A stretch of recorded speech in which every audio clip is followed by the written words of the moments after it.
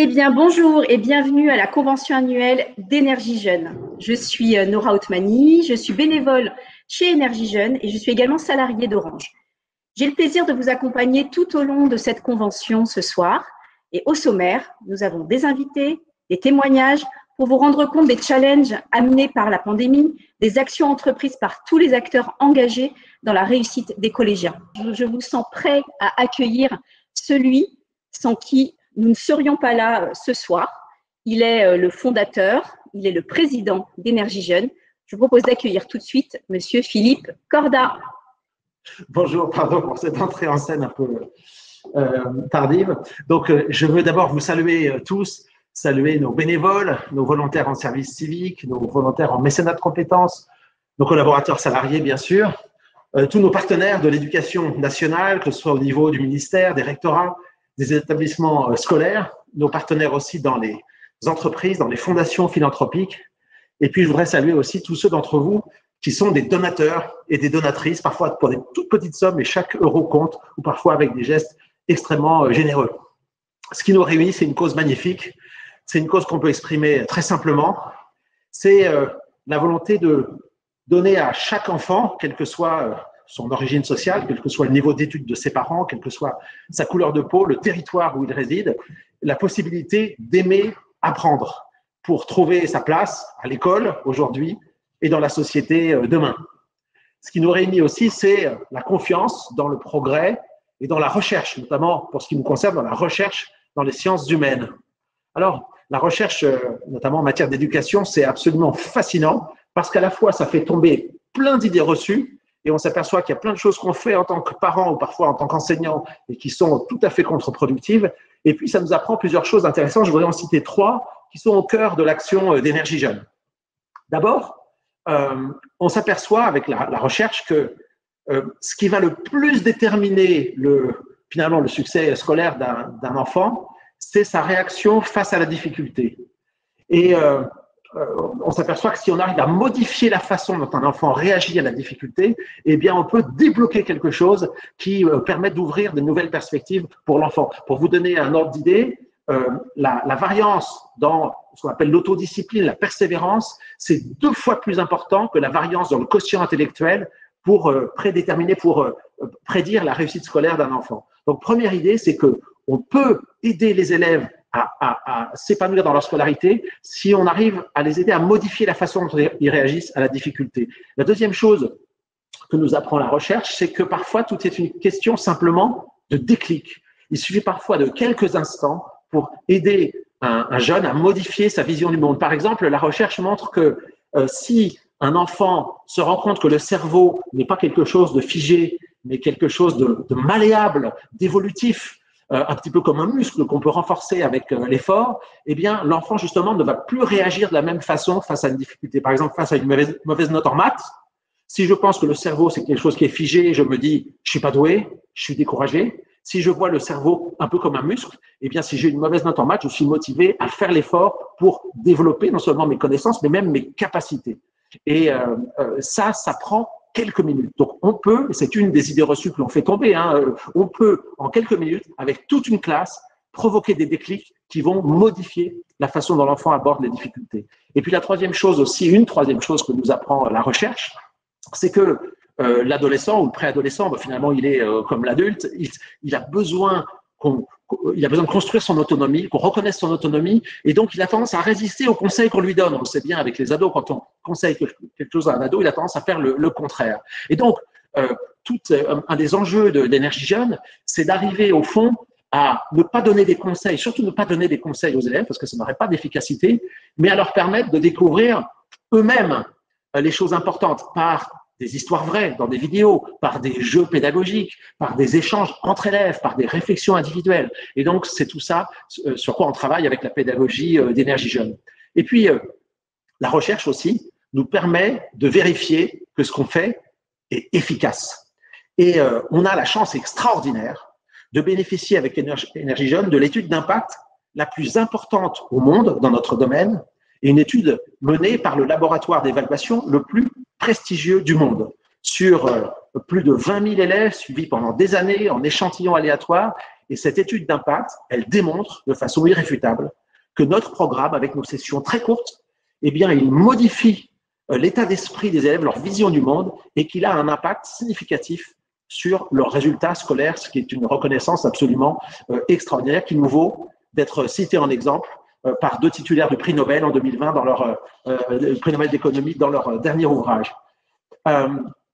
Donc voilà quelques mots sur Énergie Jeune. Alors on est à un moment important. On est à un moment important en ce moment. Pourquoi? Parce que la cause qui nous mobilise depuis maintenant 11 ans, elle est aujourd'hui reconnue comme une cause majeure. Alors, d'une part, le sujet des inégalités sociales, il a explosé en France avec les Gilets jaunes il y a maintenant quelques années. La crise sanitaire, avec la fermeture des collèges, a fait apparaître la question des inégalités scolaires de façon criante. Et aujourd'hui, je crois que tout le monde est conscient qu'il faut agir pour que ces inégalités scolaires soient enfin réduites en France. C'était un grand sujet depuis des années et aujourd'hui, tout le monde le comprend comme un sujet majeur et c'est un sujet sur lequel nous, on a vraiment des choses à apporter et des choses qui ont un impact. J'ajoute que pour parler d'impact, on a appris ce matin que Énergie Jeune avait reçu le premier prix de l'entrepreneuriat à impact qui est délivré par Care News avec BNP Paribas, à la suite de tout un processus d'examen de sélection entre de très, très nombreux projets. Et donc, c'est une reconnaissance de plus de l'impact social que nous avons. Alors, dans ce contexte, vraiment dans ce moment important, qu'est-ce qu'on peut dire sur Énergie Jeune pour ouvrir cette convention? D'abord que Énergie Jeune tient le coup. On a traversé la crise, Daniel en parlera tout à l'heure. On n'a pas été lâché par nos bénévoles, par nos volontaires, par nos partenaires, par nos donateurs. On a une formidable équipe chez Énergie Jeune dans toutes les régions et je salue tous nos camarades des régions qui sont connectés aujourd'hui, à Paris aussi. Et je voudrais tout particulièrement tirer un grand coup de chapeau à Daniel Chirel, que vous allez voir dans un instant. Daniel, c'est un de nos bénévoles et il a accepté d'assurer bénévolement la direction générale de l'association, qui normalement est un poste salarié, pour un poste, vous imaginez, de cette importance et qui demande autant d'implication, pendant plus d'1 an et demi. Et il a su nous aider à traverser la crise, redresser nos comptes et fédérer et mobiliser tous nos volontaires et nos partenaires. Donc, je voudrais lui tirer un grand coup de chapeau. Il est en train de passer le relais à une nouvelle directrice générale, Catherine Ozon. Je suis très heureux que notre comité de recrutement ait choisi Catherine parmi les nombreux candidats que nous avons vus pour ce poste, parce que je connais très bien Catherine depuis plus d'une quinzaine d'années. On a travaillé ensemble plusieurs années en entreprise. C'est quelqu'un qui a une grande expérience, à la fois une expérience internationale, l'expérience de la formation, de la pédagogie, un grand intérêt pour l'éducation, beaucoup d'engagement associatif. Et je suis sûr qu'on va faire des choses formidables avec Catherine. Alors donc, on est à un moment très enthousiasmant, un moment d'un nouveau départ pour Énergie Jeune. Et l'objectif pour moi de ce petit moment qu'on va passer ensemble, eh bien, c'est de partager avec vous cet enthousiasme et puis de vous donner envie de vous engager encore davantage avec Énergie Jeune pour relever avec nous nos défis. Alors, un de nos défis, vous savez, c'est de traduire des concepts scientifiques dans des termes et dans des codes qui soient recevables par les collégiens. Alors, par exemple, beaucoup d'entre vous savent que nous travaillons avec une grande professeure de psychologie sociale de New York University, Gabrielle Oettingen. Elle a passé des dizaines d'années à travailler sur comment fait-on pour passer de la bonne résolution à l'action. Et elle a mis au point tout un protocole en plusieurs étapes. Et on s'est dit, il faut que ce protocole, les élèves se l'approprient, s'entraînent à l'utiliser et que quand ils partent du programme Énergie Jeune avec une bonne résolution, ils ont toutes les chances de la mettre en œuvre. Et comme beaucoup d'entre vous le savent, eh bien, le langage qu'on a décidé d'employer avec les collégiens cette année, c'est le rap. On a travaillé sur ce qu'on appelait le défi Énergie Jeune et on a travaillé avec un artiste, Braise, pour transformer ce concept scientifique en un rap. Et même si beaucoup d'entre vous connaissent déjà cette chanson, je vous propose de la regarder voilà, quelques minutes pour ouvrir cette convention et puis je vous retrouve tout à l'heure. Merci.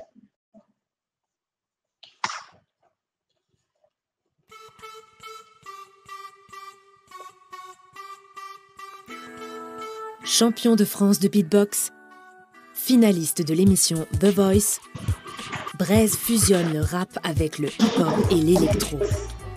Il s'adresse ici aux collégiens avec un titre spécialement consacré au défi Énergie Jeune.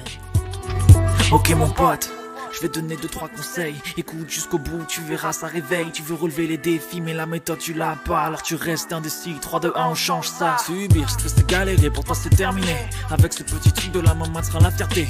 Atteindre un objectif, tu verras, c'est pas si compliqué. Suis le défi énergie jeune, tu seras au taquet.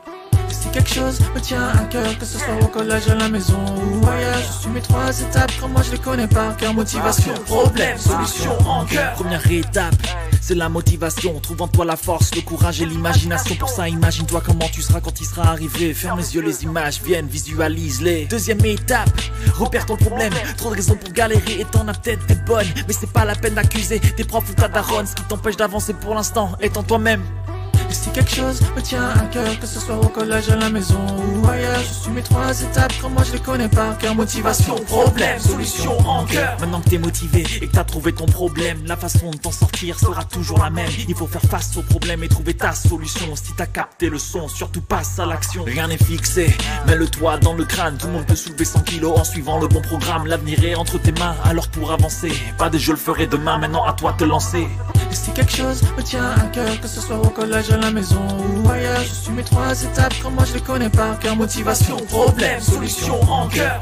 Et si quelque chose me tient à cœur, que ce soit au collège, à la maison ou ailleurs, je suis mes 3 étapes, comme moi je les connais par cœur. Motivation, problème, solution en cœur.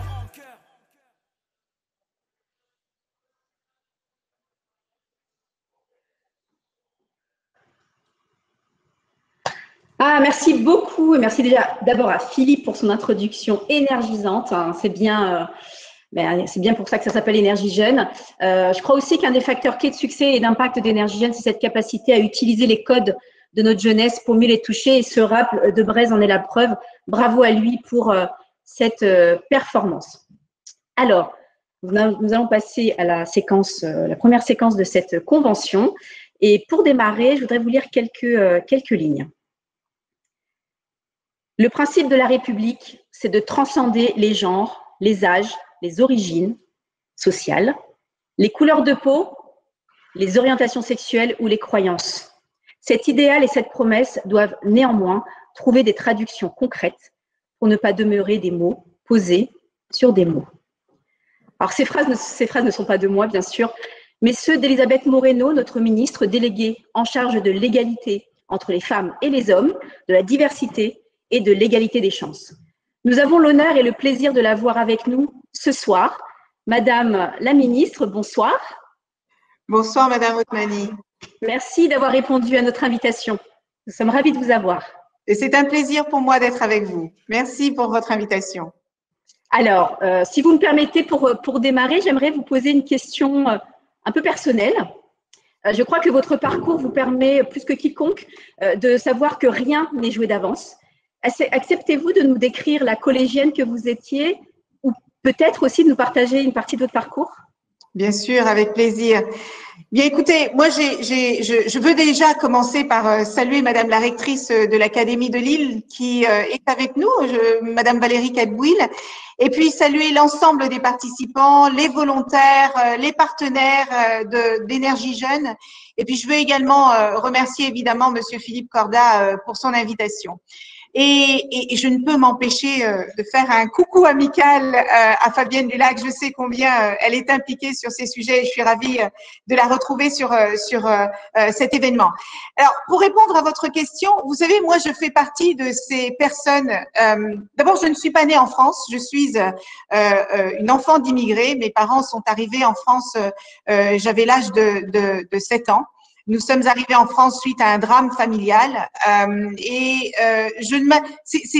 ces dépaysements sont toujours extrêmement compliqués, mais j'ai eu la chance d'arriver en France dans une terre d'accueil pour laquelle j'ai énormément de gratitude. J'ai eu la chance de tomber sur des professeurs qui m'ont tendu la main de manière magistrale. J'ai eu la chance de rencontrer des personnes qui m'ont donné confiance, qui m'ont fait penser que ça n'est pas parce que j'étais une petite fille noire que je ne pouvais pas réussir dans ce pays. Et pour répondre à votre question sur ce que j'étais lorsque j'étais au collège, moi j'ai grandi dans une famille qu'on appelle aujourd'hui pudiquement modeste, pour ne pas dire pauvre. Je connais le terme aujourd'hui, mais je ne le savais pas à l'époque. J'étais une enfant aidante puisque j'accompagnais mes parents. Mes parents sont tous les deux illettrés, donc j'ai grandi plus vite que la moyenne. Je n'ai pas eu le temps véritablement d'être une adolescente. J'ai rapidement pris conscience de ce que c'était que les responsabilités, et le collège, l'école de manière générale était l'endroit où je pouvais être un enfant comme un autre. Donc, j'ai un amour infini pour l'institution de l'éducation nationale. J'ai un respect profond pour les enseignants, pour les professeurs. Et c'est d'ailleurs la raison pour laquelle j'ai accepté cet échange avec vous, parce que je pense qu'il est important d'encourager les associations, d'encourager les enseignants, d'encourager les écoles qui pensent que l'éducation peut être, comme le disait Nelson Mandela, la meilleure arme pour changer le monde. Alors, je suis bien d'accord avec vous, Nelson Mandela avait bien raison. Et justement, ce soir, nous réunissons les acteurs qui s'engagent au sein de l'éducation nationale, dans les entreprises, dans la société civile, dans ce combat, dans cette cause de la persévérance scolaire.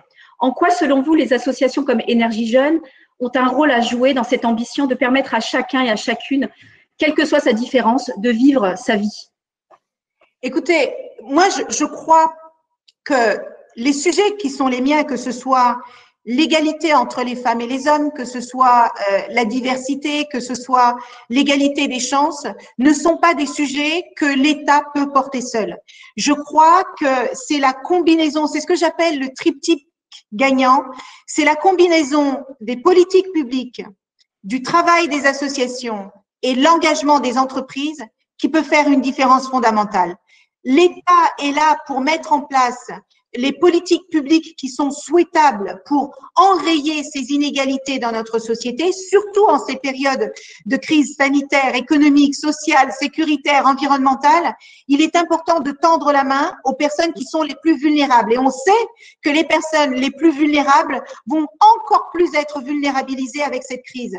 Et je crois dans le travail associatif en ce que il va porter sur le terrain et auprès de chaque personne, eh bien, ces politiques publiques. Je dois vous avouer que j'ai été extrêmement étonnée quand je suis arrivée au gouvernement. C'est la première fois de ma vie que je fais de la politique et que je découvre le champ des possibles et tout ce que l'État fait. Et pourtant, je fais partie des personnes qui étaient plutôt informées, qui avaient plutôt accès de manière aisée à tout ce qui existe. Mais je me rends compte que je ne connais pas la moitié des dispositifs qui sont mis en œuvre pour lutter contre les inégalités. Et donc, les associations, qu'elles soient culturelles, qu'elles soient sportives, ou qu'elles s'attaquent à cette problématique que notre jeunesse rencontre, eh bien, moi, je leur dis merci. Et vous savez, on entend beaucoup, on l'a entendu l'année dernière et on continue de l'entendre aujourd'hui parce que cette crise sanitaire n'est pas terminée, que notre jeune génération est sacrifiée. Ça me fend le cœur d'entendre ça, parce que notre jeunesse, c'est l'avenir de notre pays, parce qu'il est extrêmement difficile pour un jeune aujourd'hui, et le président de la République l'a dit, je ne sais plus dans quel discours, c'est extrêmement difficile d'avoir 20 ans aujourd'hui, mais c'est aussi difficile d'avoir 16 ans, 17 ans, 18 ans. Et je veux saluer l'engagement de notre jeunesse qui, malgré toutes les difficultés qu'elle rencontre au quotidien dans sa vie, ne pas pouvoir sortir, ne pas pouvoir rire, ne pas pouvoir enlever ce masque et exploser de rire, partager, vivre, eh bien, je trouve que c'est une épreuve pour notre humanité qui est sans précédent, mais c'est encore plus compliqué pour notre jeunesse et c'est pour ça qu'il faut que nous nous assemblions et que tous les adultes, parce que c'est notre responsabilité que d'accompagner cette jeunesse, eh bien que nous leur ouvrions les champs des possibles et que nous leur montrions qu'il n'y a pas de fatalité, que derrière chaque crise, il peut y avoir des opportunités. Hier, je recevais dans mon ministère Jaili qui a écrit un livre remarquable sur les violences qui sont faites aux femmes, sur la violence de la polygamie, sur les viols conjugaux, sur vous savez tous ces sujets que les femmes subissent en Afrique, dans le Sahel en particulier. Elle a reçu le prix Goncourt des lycéens. Donc, c'est vraiment le prix du cœur, ce qui prouve que notre jeunesse est parfaitement consciente des inégalités ou des injustices dans notre société. Et je crois beaucoup en elle pour mettre en lumière ces sujets que certains adultes ont tendance parfois à oublier. Et c'est pour ça que je crois que votre rôle est fondamental. Et vous savez combien l'adolescence est peut-être un âge assez ingrat, où on se pose énormément de questions sur notre identité, où il y a énormément de changements qui surviennent dans notre vie, on sort de l'enfance, on est un petit peu perdu, on n'ose pas demander d'aide, on n'ose pas demander de conseils. Et c'est pour ça que votre association est importante. Et je crois que nous avons là un moment tout à fait privilégié pour dire à notre jeunesse que derrière chaque défi, il y a des opportunités et que les portes leur sont ouvertes pour créer, pour innover, pour inventer et pour porter leurs idées. Merci Madame Moreno pour cette ode à la jeunesse et pour ce rappel qui est vraiment important. Et je sais qu'Énergie Jeune est engagée pour soutenir cette jeunesse et j'ai un petit salut aussi aux jeunes en service civique qui accompagnent également l'association. Alors pour terminer notre entretien, Madame la Ministre, vous avez dans vos attributions la question de l'égalité des chances. Quelle est votre vision sur ce sujet à l'aune de cette crise que nous vivons tous? Comment vous voyez l'égalité des chances à notre époque? Écoutez, c'est une question qui est évidemment éminemment importante parce que moi, je crois dans les valeurs de notre République, liberté, égalité, fraternité, mais vous voyez comme moi les tensions qu'il y a dans notre pays aujourd'hui. On ne peut pas parler d'égalité des chances sans parler de lutte contre les discriminations parce que aujourd'hui nous avons 25 causes de discrimination prohibées dans la loi. Vous pouvez être discriminé pour votre genre, vous pouvez être discriminé pour votre origine, vous pouvez être discriminé pour votre handicap, vous pouvez être discriminé pour votre orientation sexuelle, vous pouvez être discriminé parce que vous êtes trop petit, trop grand, trop gros, trop maigre. Quand on va mal, on a tendance à critiquer la différence, quelle qu'elle soit. Vous pouvez être discriminé pour votre âge, parce que vous êtes trop jeune, parce que vous êtes trop vieux.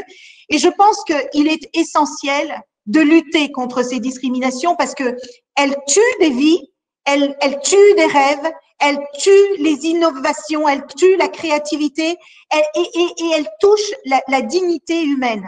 Et moi, je suis quelqu'un d'extrêmement pragmatique. Je sais bien que nous naissons tous égaux en droit, mais on ne naît pas égaux en chance.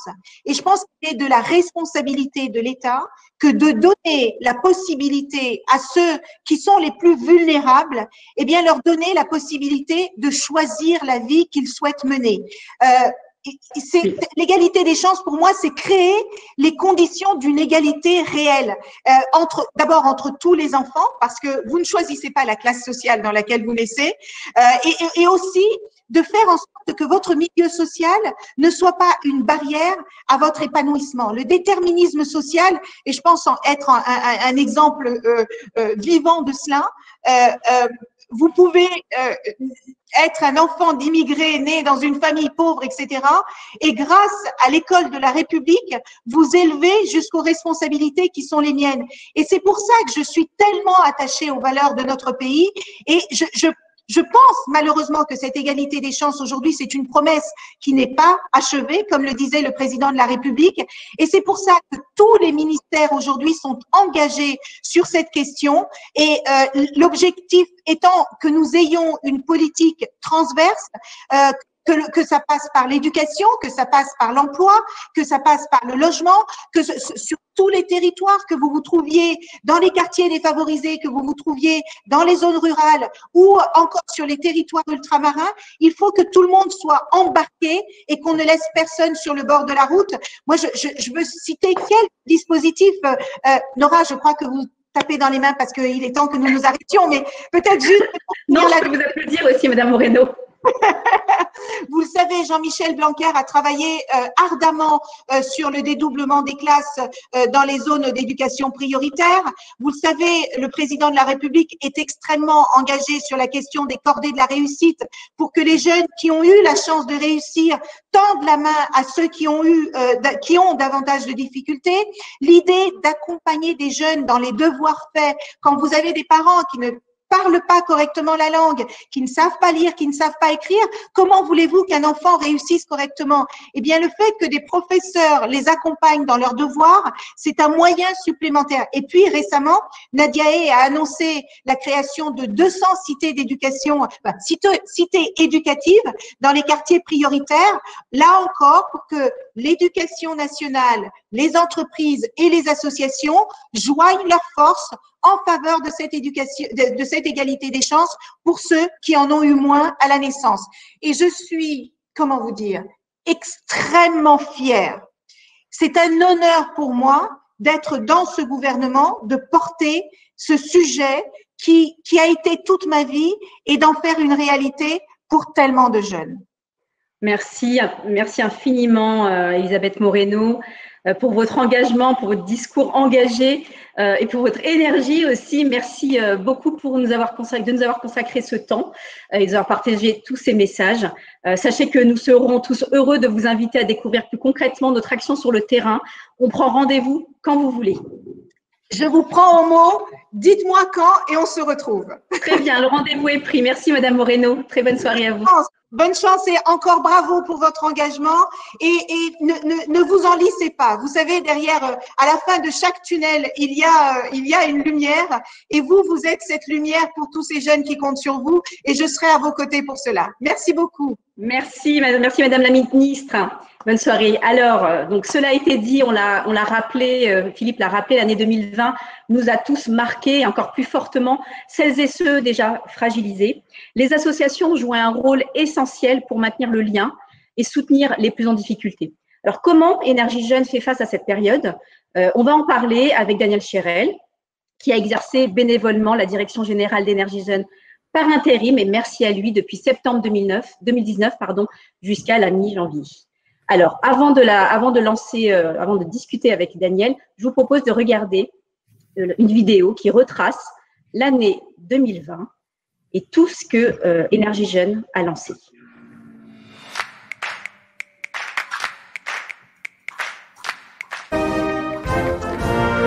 Des dispositions fermes pour freiner la propagation du virus. Les crèches, les écoles, les collèges, les lycées, les universités sont fermés depuis ce jour.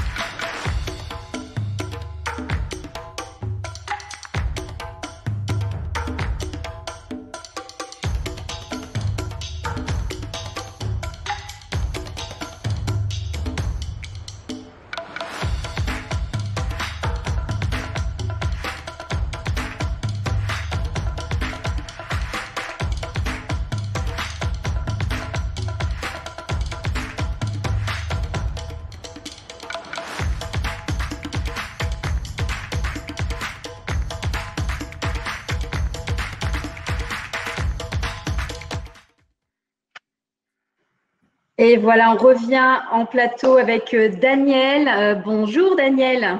Bonjour Laura. Bon, comment vas-tu? Très bien, je suis ravi. Mais alors, quelles interventions avant moi, c'était vraiment très intéressant et passionné.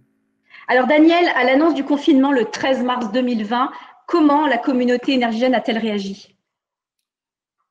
Vous l'avez vu, c'était pour nous un vrai tremblement de terre parce que tous les collèges sont fermés durablement.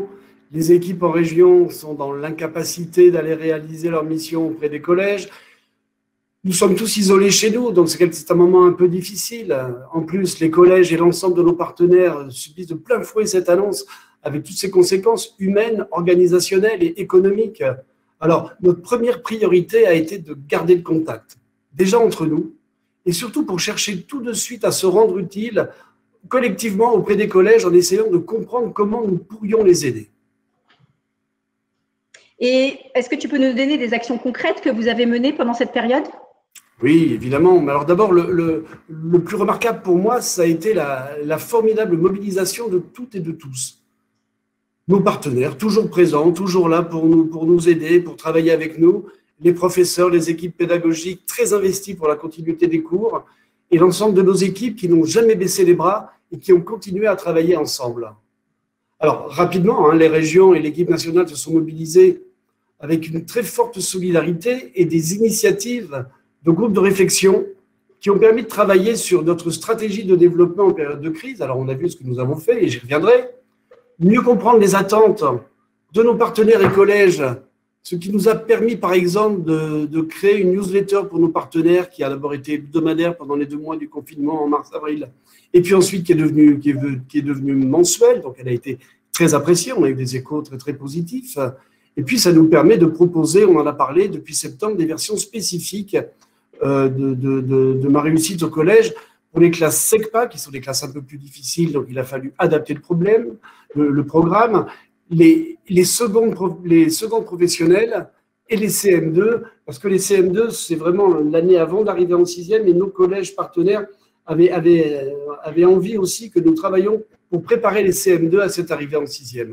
Nos réflexions se sont évidemment centrées sur l'aide aux collégiens, dans le contexte très particulier du premier confinement, et on a proposé aux équipes pédagogiques de nouvelles modalités d'accompagnement qui sont concrétisées par 4 actions spécifiques. Alors, le film en parle, mais je vais revenir un petit peu dessus. Les 8 vidéos, le constat de l'isolement des élèves chez eux, avec très peu d'aide possible, nous a amené à concevoir 8 vidéos d'environ 1 minute 30, donc, qui les aident à mieux travailler à la maison. Alors, par exemple, je vais en citer quelques-unes. Comment rester concentré? Parce que c'est important, on n'est pas habitué à travailler chez soi. Comment travailler dans un bon climat à la maison? Souvent, les maisons sont exiguës, il y a beaucoup de bruit.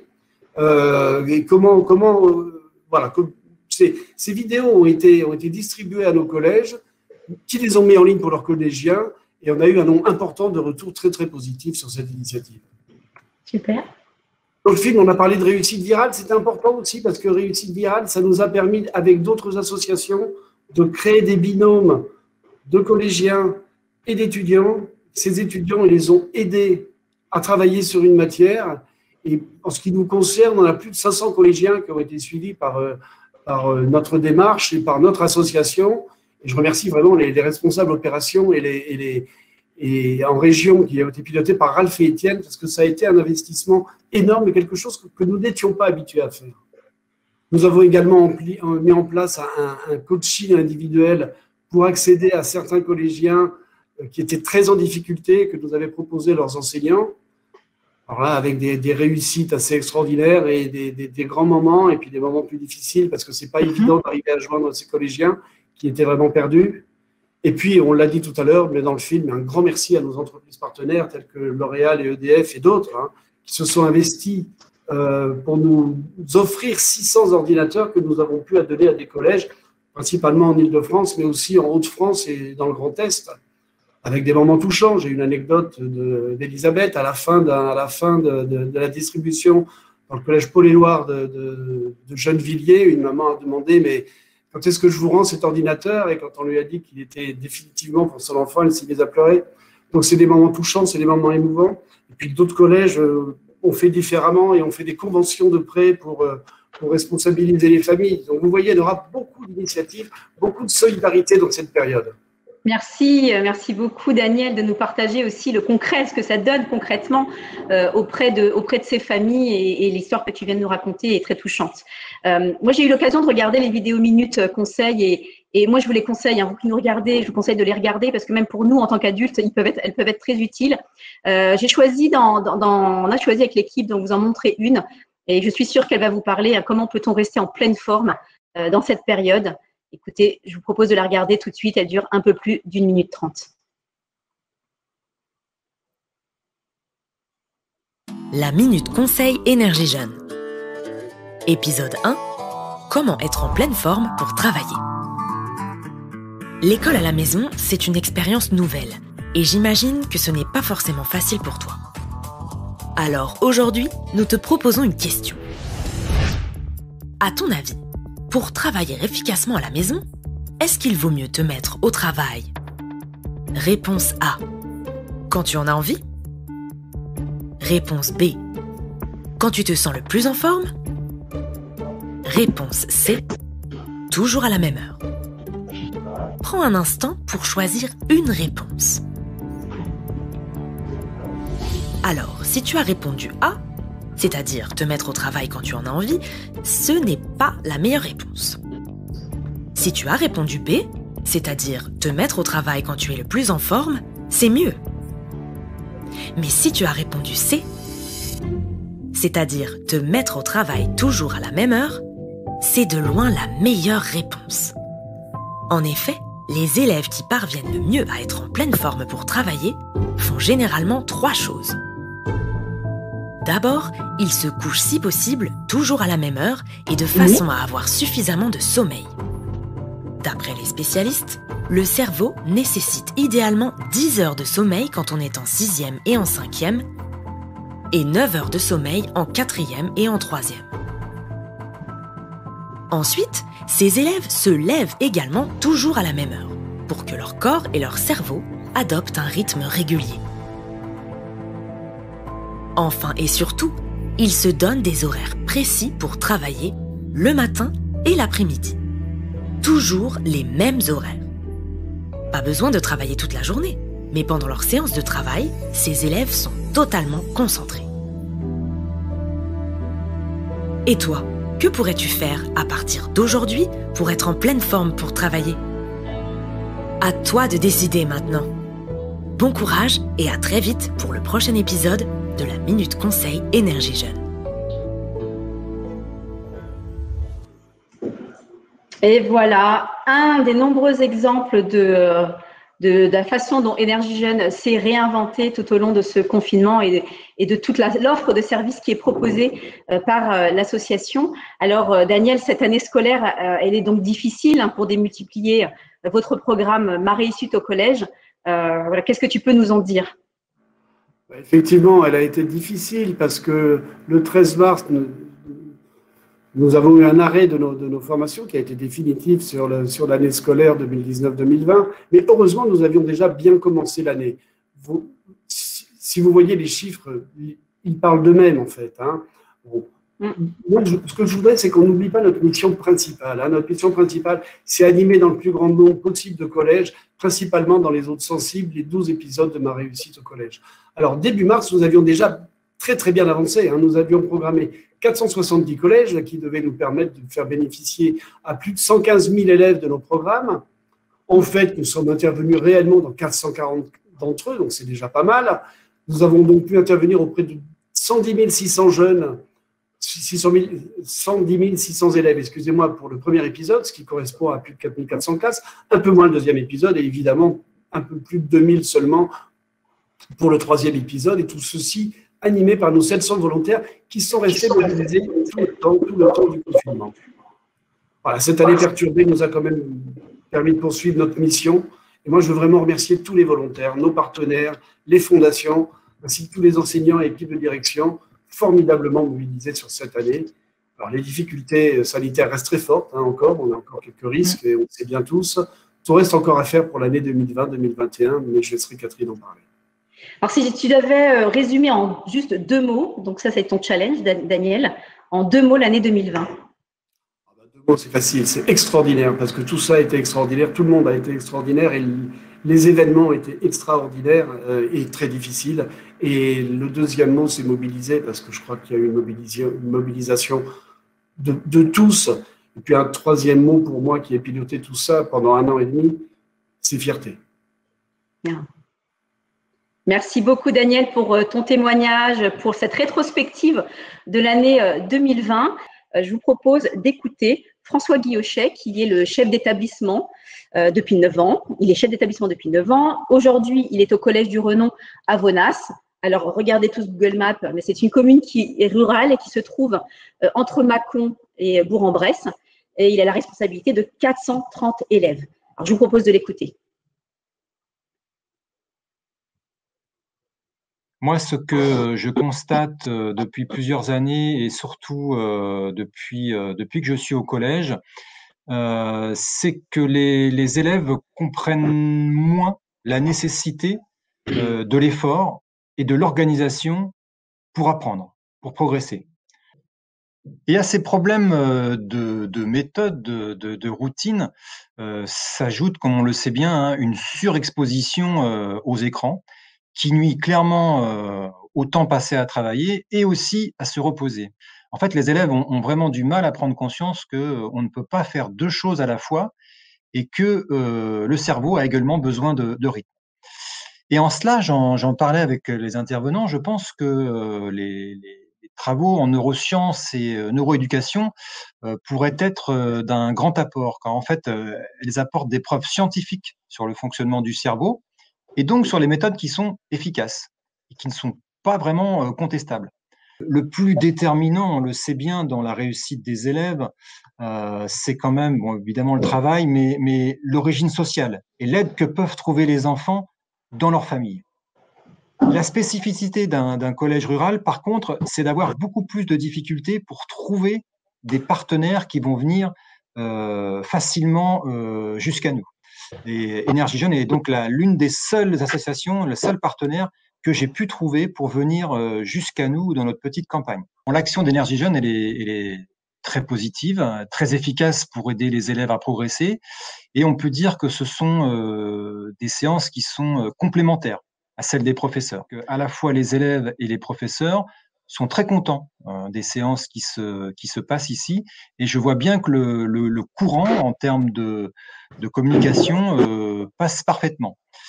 Je pense que ça peut tenir d'une part au professionnalisme des interventions, mais aussi au binôme qui est bien équilibré entre une personne expérimentée, rassurante, je vais dire, et une personne plus jeune qui va apporter plus de fraîcheur et un contact plus facile avec les jeunes. Et donc, comme on est très content de cette collaboration, j'ai donc parlé d'Énergie Jeune avec notre inspecteur du primaire et on va peut-être essayer de mettre tout doucement en place une collaboration avec des classes, quelques classes de CM2 autour du collège. Voilà, eh bien, je vous remercie beaucoup et puis je vous souhaite une bonne soirée et j'espère que je vous reverrai très bientôt. Alors, on va remercier Monsieur Guillochet pour son témoignage et les messages qu'il nous a fait passer à travers sa vidéo. Alors, avec nous en direct ce soir, nous avons Monsieur Boulon, principal au collège Chasse-Royale à Valenciennes. Et on espère avoir Madame Lefebvre, qui est, elle, principale du collège Henri Dunant à Évreux. Alors, Monsieur Boulon, pour commencer, en attendant Madame Lefebvre, est-ce que vous pouvez nous partager, pour comprendre un peu votre contexte, nous présenter votre collège en quelques mots rapides? Alors, le collège Chasse-Royale est situé à Valenciennes, en périphérie d'un quartier avec des grands ensembles immobiliers. C'est un petit peu caractéristique de ce qu'on appelait autrefois les ZEP, la zone d'éducation prioritaire. Cet établissement est actuellement classé en REP+. Il y a 320 élèves, SECPA y comprise, et nos collégiens sont issus de familles modestes, très modestes. Si effectivement on se sert des échelles de la CSP, il y a 86% d'élèves qui proviennent de familles défavorisées, quoi. Voilà, donc effectivement très modeste. Donc effectivement, ce partenariat avec Énergie Jeune est tout à fait bienvenu. C'est un établissement qui mérite d'être rénové. Il est d'ailleurs en cours de rénovation. Il fait l'objet d'une structuration profonde et nous sommes porteurs d'un projet de collège numérique qui est porté à la fois par l'éducation nationale, par le conseil départemental du Nord, avec un montage financier original, parce que pour la première fois en France, l'ANRU, l'Agence nationale pour la rénovation urbaine, a mis sa quote-part dans le budget de la restructuration du collège. Voilà. Donc pardonnez-moi, justement, vous parliez du projet de collège numérique. L'annonce du premier confinement en mars 2020 vous a conduit à mettre en place les cours à la maison. Est-ce que vous pouvez nous raconter comment vous avez relevé ce défi qui est tombé comme ça du jour au lendemain? Oui, c'est tombé sur notre tête comme sur la tête de tous les enseignants de France et de Navarre. On n'a pas été forcément très originaux. Il a fallu faire front. Il a fallu effectivement développer des synergies. Chaque enseignant a réinventé son métier. On est devenu effectivement des télétravailleurs, des téléprofs, mais aussi téléassistantes sociales, télédocumentalistes, télé-CPE, et tout le monde a œuvré dans le même sens pour essayer d'assurer cette continuité pédagogique. On a bénéficié aussi de l'aide de deux partenaires, des partenariats qui étaient noués quelquefois de longue date, des entreprises dans lesquelles on a développé des partenariats pour les stages de troisième, par exemple, qui nous ont donné du matériel informatique et qui nous ont aidés à réduire la fracture numérique. Énergie Jeune, d'ailleurs, nous a donné une dizaine de matériel informatique, à savoir des tablettes et des ordinateurs, ce qui nous a aidé parce qu'il y a quand même bon nombre d'élèves qui ne bénéficiaient pas du matériel à la maison. Et puis, il faut dire aussi que quand il y a 3 ou 4 enfants à la maison, un seul ordinateur, ça ne donne pas grand-chose quelque part. Si on pense que les élèves ne sont pas derrière l'écran parce qu'ils sont restés au lit, des fois, on se trompe parce qu'effectivement, il faut partager le matériel aussi ou partager le matériel aussi avec les parents qui peuvent être eux aussi en télétravail. Donc, on a dû effectivement appréhender chaque situation familiale. Et à partir de là, construire pour maintenir ce lien entre le collège, les parents et les enfants qui sont des apprenants. Voilà. Et du coup, est-ce que vous avez un exemple d'action un peu concrète que vous avez menée pour maintenir cette implication des élèves tout au long de l'année 2020 ? Eh bien, on a eu un partenariat parce que des fois, on avait des difficultés pour joindre physiquement, virtuellement les familles, à savoir que envoyer des devoirs, c'est bien, il faut aussi avoir un format raisonnable, il faut aussi que les enseignants se mettent à la place des familles, donc de ne pas envoyer de volume trop important à imprimer. Le problème de l'imprimante, ça a été des fois résolu parce qu'on a un partenariat avec les 3 centres sociaux dans les quartiers environnants qui eux-mêmes se sont déplacés et ont gardé un lien réel avec les familles en allant quelquefois taper aux portes ou en se faisant des facteurs. Voilà. Parce que la poste n'est pas toujours dans la boucle non plus à cette époque-là. Voilà. Et on est en face à vous, vous avez des volontaires d'Énergie Jeune. Qu'est-ce que vous avez envie de leur dire ? Pour Énergie Jeune, effectivement, c'est un fameux message d'espoir, notamment dans les capsules vidéo. On a effectivement des capsules qui ont été faites, qui ont été mises sur le NT, qui nous ont permis d'envoyer ce lien d'espoir avec les familles, des choses qu'on n'avait pas le temps de faire nous-mêmes. Et moi, ce que j'ai pris aussi au niveau d'Énergie Jeune, eh bien, c'est quelque part la société civile qui s'implique, alors qu'on est un petit peu dans un état de siège par rapport à la pandémie, dans la continuité pédagogique et qui vient en aide, je dirais, aux établissements scolaires, mais aussi à la sève de notre nation, c'est-à-dire les gens qui sont à l'école, les jeunes qui sont à l'école. Et ça, c'est quand même remarquable, cette mobilisation. C'est une façon de résister quelque part.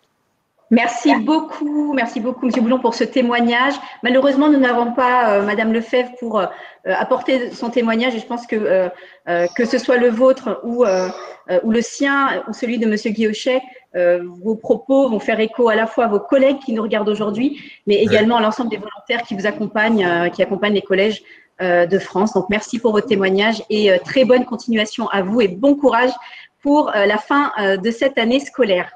Alors, je crois savoir que Valérie Cabuy nous a rejoint par téléphone. Alors, j'espère que vous l'entendez. Madame Cabuy, Madame le recteur, bonjour. Bonjour.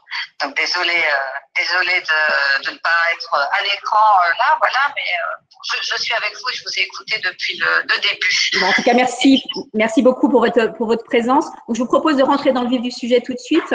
De façon générale, finalement, quelle est votre analyse des difficultés qui sont rencontrées actuellement dans les collèges de vos territoires, peut-être un peu défavorisés? Oui. Alors déjà, ce que je voudrais dire, c'est que les difficultés rencontrées actuellement, donc évidemment, on pense à la pandémie, mais c'est pas la pandémie pour l'instant qui a créé les difficultés. Les difficultés sont là depuis longtemps, et on le sait très bien puisqu'on a sur le territoire de notre académie, on a quand même un tiers de nos collèges qui sont en éducation prioritaire.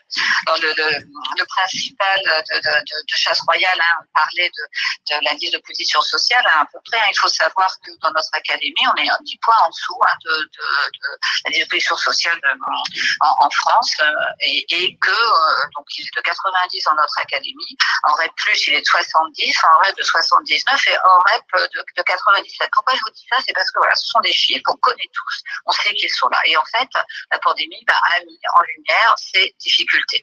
On a beaucoup parlé évidemment des difficultés de connexion, mais ça ne fait que traduire les conditions difficiles de travail de nos élèves, qui c'est pas seulement pas d'ordinateur, mais c'est aussi pas de chambre, c'est pas de tranquillité pour travailler. Ce sont des parents qui se sont trouvés très démunis pour aider leurs enfants, mais ils étaient très démunis aussi avant le confinement. Et ça, c'est tout le sens, vous savez, de la mesure de devoir faire, qui bien prend tout ça en compte.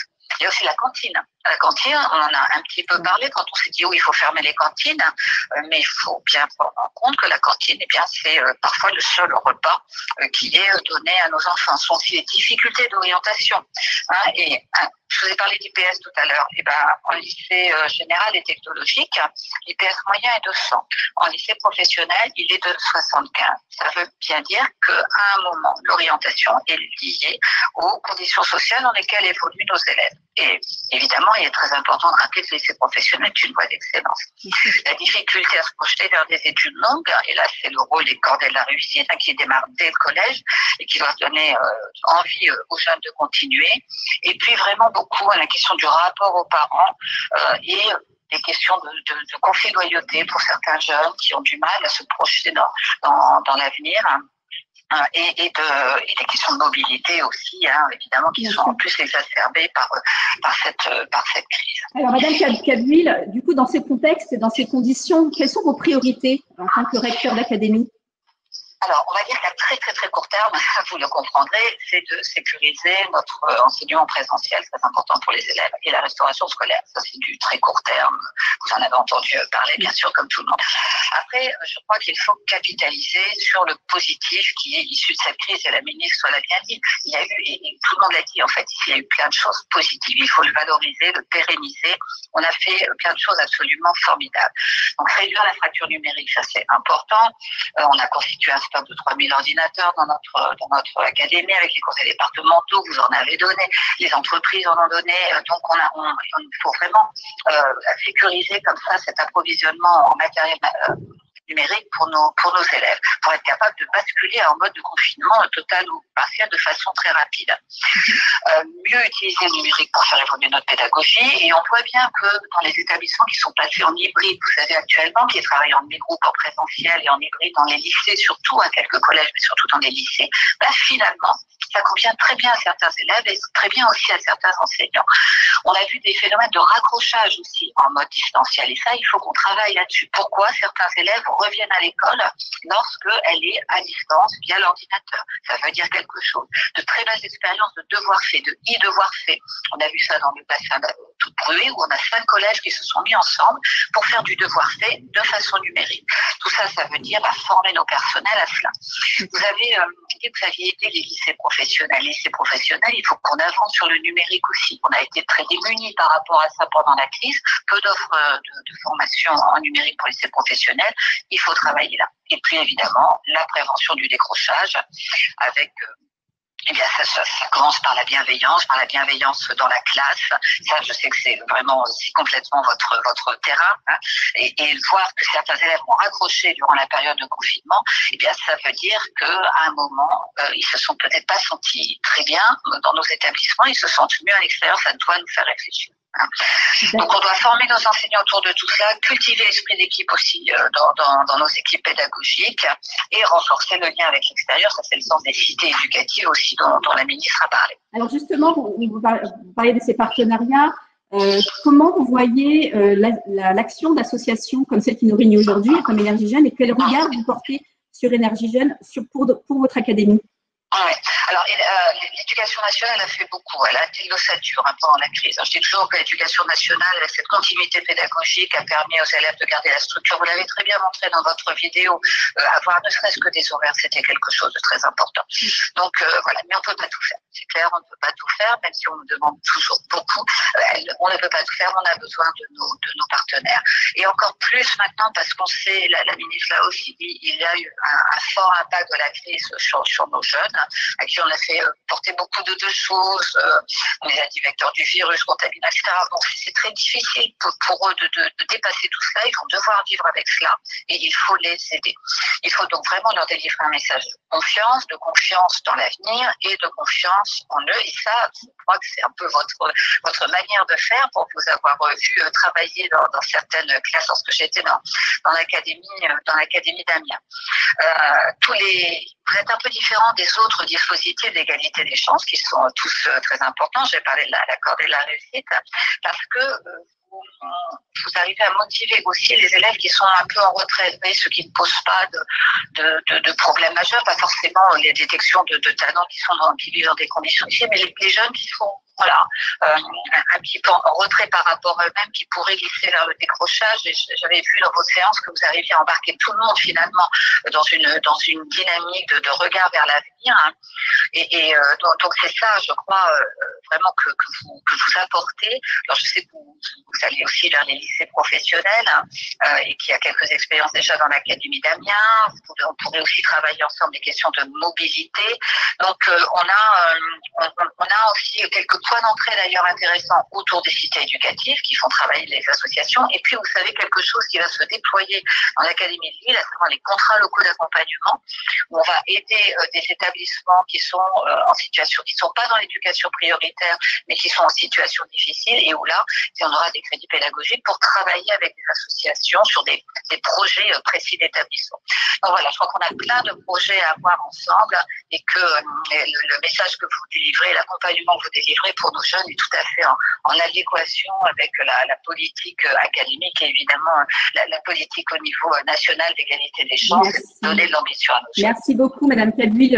On est ravis de vous avoir eu, même si ce n'est qu'au téléphone, mais d'avoir entendu votre message. Je pense que ce soit à la fois la communauté éducative, votre message doit certainement le porter, mais également l'ensemble des bénévoles, des volontaires qui travaillent aux côtés d'Énergie Jeune. Donc, merci encore pour votre participation à notre convention et pour votre message.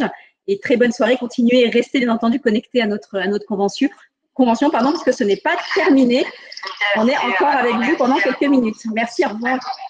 Les entreprises jouent un rôle primordial dans le déploiement des programmes d'Énergie Jeune et vous en découvrez quelques-unes à l'écran. Vous avez un certain nombre d'entreprises qui suivent et qui soutiennent Énergie Jeune pour certaines depuis le démarrage de l'association. Et tous les ans, Énergie Jeune arrive à nouer de nouveaux partenariats avec d'autres entreprises. Et je vous propose, voilà, avec la dernière slide que vous voyez à l'écran, eh bien, d'accueillir les nouveaux venus, les nouveaux partenaires d'Énergie Jeune qui ont rejoint l'association depuis juin. Et merci et bravo à vous et à toutes de soutenir l'association et surtout de soutenir la cause de la persévérance scolaire. Alors, pour en parler et pour parler de cet engagement des entreprises, nous avons deux dirigeants d'entreprise, fleurons de notre économie française, Fabienne Dulac, qui est directrice générale adjointe d'Orange et CEO d'Orange France, le leader de la télécommunication en France, et Gilles Grappinet, président directeur général de Worldline, qui est le leader européen des services de paiement électronique. Alors, en attendant de bien les avoir, je vous rappelle que vous pouvez partager sur vos réseaux sociaux toujours vos réflexions, vos idées, vos félicitations, les photos. Vous avez le droit de me prendre en photo, il n'y a aucun problème, avec le hashtag EJConv 2021. Alors, Gilles Grappinet, je vous propose de démarrer. On va commencer par vous. Alors, bon, c'est vrai que ce n'est pas très galant, mais ce n'est pas grave. C'est aussi ça, l'égalité. Alors, vous êtes président directeur général de Worldline, qui est l'une des 40 entreprises du CAC 40. Vous êtes donc très occupé et pourtant, vous trouvez le temps de participer activement à l'action d'Énergie Jeune, dont vous êtes un des administrateurs. Alors, est-ce que vous pouvez nous expliquer pourquoi cet engagement? Bonsoir Nora et bonsoir à tous. Je suis absolument ravi d'être là et c'était un plaisir d'écouter toute cette énergie et ces différents témoignages, même, je dois avouer, même assez touchant d'entendre les principaux de collège faire ce retour. Écoutez, c'est une bonne question. Hein. Pourquoi donne-t-on du temps qui est notre actif à tout le plus précieux, celui que personne ne nous rendra jamais? Et pourquoi on le donne à une cause? L'argent, ça se remplace, le temps, jamais. Et c'est vrai, je pense qu'il y a toujours un ensemble de raisons en réalité. Et évidemment, il y a la cause d'Énergie Jeune, je vais peut-être y revenir, que je trouve superbe et originale, vraiment exceptionnellement originale. Il y a évidemment le fondateur et le collectif autour. Il y a fondamentalement, je pense aussi un tout petit peu mon histoire personnelle. Moi, j'ai une mythologie personnelle dans l'école de la République est un pilier fondamental depuis plusieurs générations dans la famille. Alors, si je reviens sur la cause rapidement, elle est superbe, la cause d'Énergie Jeune, parce qu'elle est plus que généreuse, si vous me permettez de partager ça, collectif ici. Elle est fondamentalement positive. Elle croit dans l'humain. Quelque part, elle veut passer le message qu'il n'y a pas de prédestination sociale, qu'on a tous en soi un trésor qu'on peut libérer. Et ça, je trouve que c'est fantastique parce qu'il y a énormément d'actions et c'est très d'associations qui font des actions correctrices instantanées pour compenser un handicap géographique, sociologique, etc. Mais Énergie Jeune, c'est plus que ça. C'est un travail de fond qui est durable sur le potentiel de l'enfant. Et en réalité, quand j'ai découvert Énergie Jeune, la première fois que j'ai rencontré Philippe Corda et qui m'en a parlé, je me suis dit, en fait, ça m'a rappelé ce vieux dicton chinois qui dit quelque chose comme « si tu donnes un poisson à un homme, il mangera un jour. Si tu lui apprends à pêcher, il mangera toute sa vie. » Et pour moi, c'est ça, Énergie Jeune. Ça arme les enfants, certes pendant le collège, mais pour bien plus que la période scolaire. En réalité, ça les arme pour toute la vie. Et je trouve que ça, c'est vraiment formidable. Ça va bien au-delà de la correction instantanée d'un problème de suivi à l'école. Puis elle est très originale parce que la manière dont elle associe notamment les entreprises et dont elle est basée sur la science est fantastique. Le fait qu'elle associe même les entreprises dans l'action de terrain, c'est assez unique parce que moi, en tant que chef d'entreprise, des associations qui viennent me demander de l'argent, j'en vois énormément. C'est d'associer mes collaborateurs aux côtés des volontaires, aux côtés des permanents, à la mission même de l'association dans les collèges, c'est vraiment basé sur la science.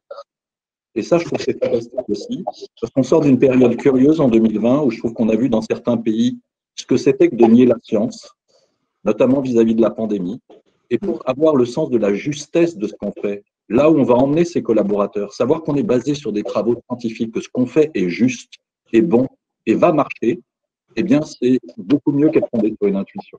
Alors, donc, Gilles, voilà. Gilles, justement, par rapport à ce que tu… Pardon, j'allais vous tutoyer. Quel sens vous donnez à cette implication de votre entreprise auprès de l'association? Finalement, qu'est-ce que ça apporte à votre entreprise? Bon, je vous poserai une autre question qui sera peut-être plus personnelle, mais qu'est-ce que Énergie Jeune vous apporte à vous? Ouais, mais si on commence par l'entreprise, parce que c'est le plus important, parce qu'après, les hommes, ça passe dans les entreprises. Mais pour Worldline, c'est vraiment un engagement qui fait du sens. Parce qu'il se trouve que le hasard fait qu'en France, particulièrement, nous sommes dans des sites qui sont tous des sites REP, REP+. Pour nous, là où intervient Énergie Jeune, nous, on est dans la banlieue de Lille, à Seclin, On est à Villeurbanne, à côté de Lyon. En banlieue parisienne, on est dans le 95, à Besançon, juste à la sortie du 92, dans des territoires qui sont tous REP+. Donc, pour nos collaborateurs, on est vraiment au cœur de ce qu'est la vie de l'entreprise. On sait ce que c'est la ségrégation sociale. Ces handicaps, on les voit. Il se trouve, on est une entreprise du numérique. Le numérique, c'est un secteur formidable pour l'ascenseur social parce que ça permet, sur les maths, sur la physique, sur l'informatique, en réalité, d'accélérer l'ascenseur social, notamment pour les populations issues de souches non européennes, parce que c'est vrai qu'il y a plus de handicap dans les sciences humaines, où on doit se promener avec le bagage culturel du pays. Nous, on accueille énormément de diversité dans ces métiers, et c'est vrai que ça nous parle, parce qu'on a énormément de parcours de vie réussis aussi dans notre propre entreprise. On la voit à l'école quand elle marche. Nous, on récupère les enfants qui ont réussi à se servir de l'école, même très rapidement, après une ou deux, généralement, générations d'immigration de fraîche date. Et c'est vrai que ça nous parle parce qu'enfin, c'est vrai qu'on est aussi à un moment où dans les entreprises, et certainement plus que jamais après le Covid, il y a besoin de sens. La réussite économique d'une entreprise, c'est très, très important parce que ça rassure le collectif de travail. Quand l'entreprise va bien, on n'est pas inquiet pour son job, on peut se projeter dans l'avenir, faire des plans.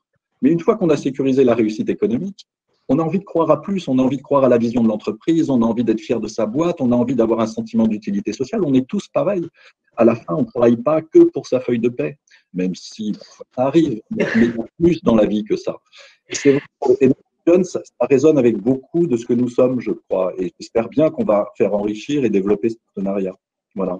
Merci pour effectivement cette mise en visibilité du sens et peut-être et très rapidement, quel est votre regard de chef d'entreprise sur finalement la perspective que vous voyez dans Énergie Jeune? Comment vous voyez les perspectives? Comment Énergie Jeune peut se développer selon vous?